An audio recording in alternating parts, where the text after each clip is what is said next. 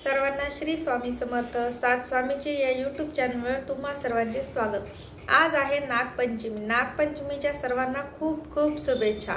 तुम्हाला माहित आहे का नागपंचमी कशासाठी सण साजरा केला जातो?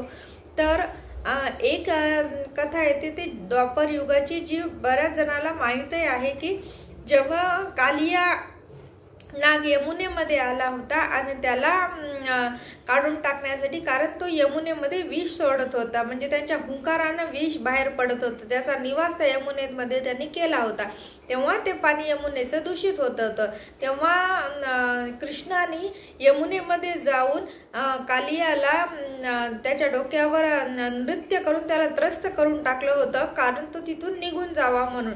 आणि त्याच्यानंतर कालिया तिथून निघून गेला। कालिया तिथून निघून गेला तो दिवस होता श्रावण शुद्ध पंचमीचा, आणि त्याच्यामुळं आपण नागपंचमी साजरी केली जाते, कारण आपल्याला याच्यावरून मुक्त झालो। पण पूजा का केली जाते? तर याची अशी एक अजून एक कथा आहे की जन्मेजय राजा होता। जन्मेजय हा परीक्षिताचा मुलगा। तर परीक्षित कोण होता? परीक्षित राजा हा अर्जुनाचा नातू आणि त्यांचा मुलगा हा जन्मेजय।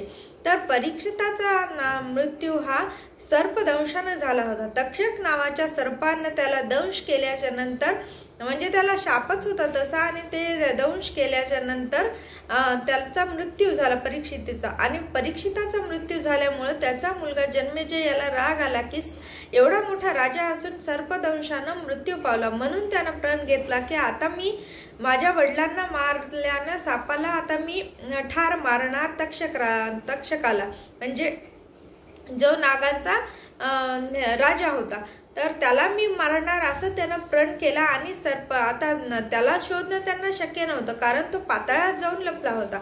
तर त्यांना मारण्यासाठी त्यांनी सर्पशास्त्र हा यज्ञ करायचा ठरवला। तर यज्ञ करत असताना जेव्हा जेव्हा जन्मेजय राजा आहुती देत होते, तेव्हा तेव्हा ते सगळे सर्प येऊन त्याच्यामध्ये पडत होते। जर असं चाललं असलं, जर असंच हे चालत राहिला असता यज्ञ, तर म्हणजे पृथ्वी संकटात आली असती, कारण आपल्याला माहितच आहे की पृथ्वी ही शेष नागावर विराजमान आहे, ती स्थिर आहे त्याच्यामुळेच। आणि शेषनाग हे विष्णूचे शयन पण आहे, आणि त्याच्यानंतर त्यांना वासुकी हे शिवांच्या गळ्यामध्ये पण स्थित आहेत। जर नागलोकाचं असं झालं असलं तर पृथ्वीचा म्हणजे तोलणं ते अशक्य होतं, कारण ते फक्त शक्य होतं पृथ्वीला तोलणं शक्य होतं ते शेषनागालाच।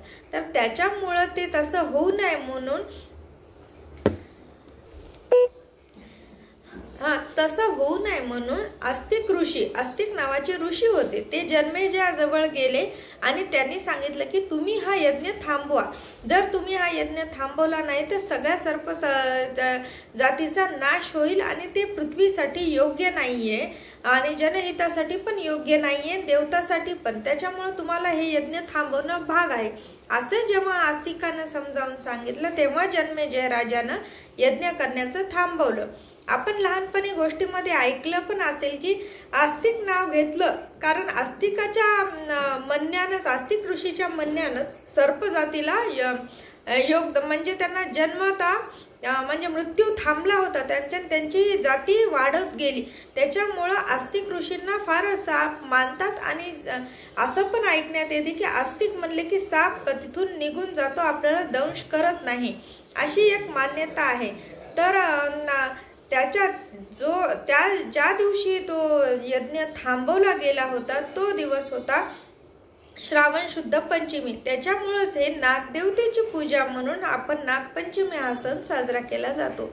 तुम्हाला नागदेवताची कथा कशी वाटली नक्की कळवा। सगळ्यांना श्री स्वामी समर्थ। धन्यवाद।